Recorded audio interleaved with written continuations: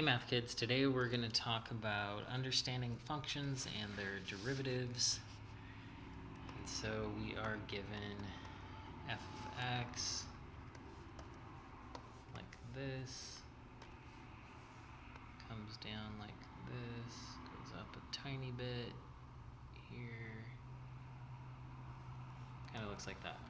Once again, look in your book if you want to see something that looks a little bit better than that, but this is called A. This is called B. This is called C. And they want us to sketch the derivative and the second derivative. Alright, so we'll say f prime. So remember, when we take the derivative, we only care about slope. And the slope of this first part is decreasing everywhere. So what that translates to, or let's see, we want to, I'm going to take a step back. Let's identify. So this is, because this drawing is not very good. So this is a local minimum. This is a non-stationary inflection. And this is a stationary inflection. So if I want to exaggerate this, what I'm going to do, I'm going to go like this. I'm just going to go up and change concavity right there at that point. So this is A, this is B, and then this is stationary inflection, so it does more like that, just levels out. Okay. Now, since we only have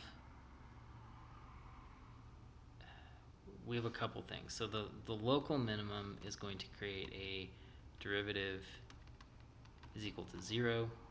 And then also the stationary inflection point is going to be a derivative of 0.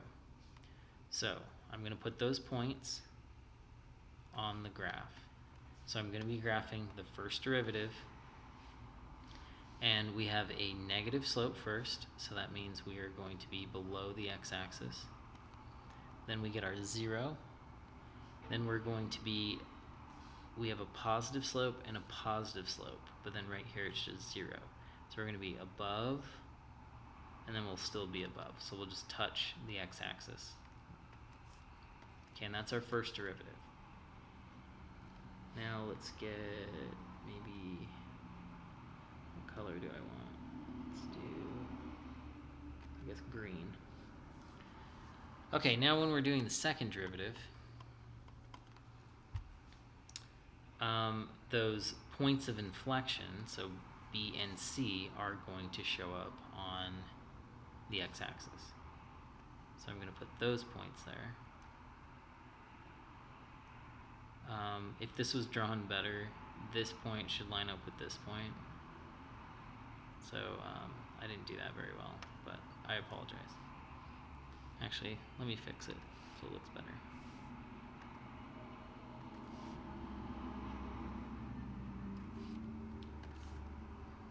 So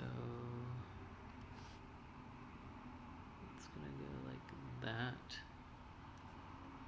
Maybe more like that. Okay. Now back to the second derivative. If we look at the yellow one, which is the first derivative, we have a positive slope. So that means we're going to be above the x-axis. And then right here we have a negative slope, so we're going to drop down below.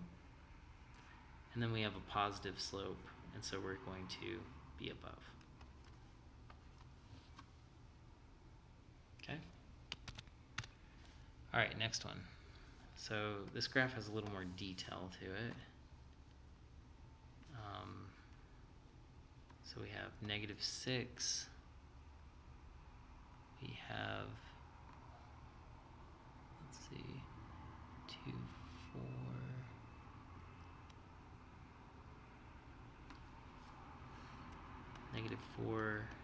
2. A point right here that looks like it's about -1. Point here, it's B, C. Then we have A right here. Then we have 2, 4, 6. D is right here. And connect these. And E goes right there. Okay. And this is given as the first derivative. This one is E, and this is D. Okay. Okay, so it says the graph is the derivative, sketch the graph of the original. Okay. So we have to think kind of backwards on this one now. So if we have a derivative that's 0, those are going to be our local min, local max, or stationary inflection points. And our maxes and our mins on this graph are going to correspond to inflection points. So when we it might be helpful to do a sine diagram for this. So this is -6, -1, +5. We see that we have a positive slope, or I mean, sorry, we're going to do this for, this is below the x-axis, so that's going to give us a negative.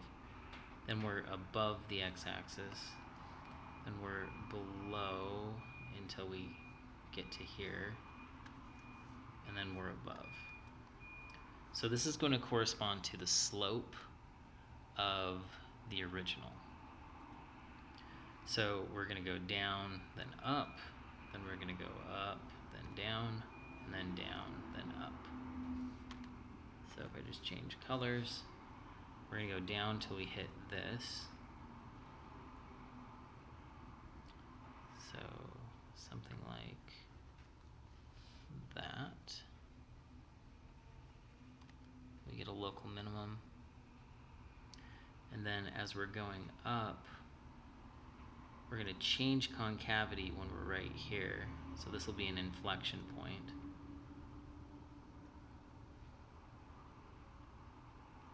And then C is going to give us a local max right here, because that's a -1. And then this is going to give us another point of inflection.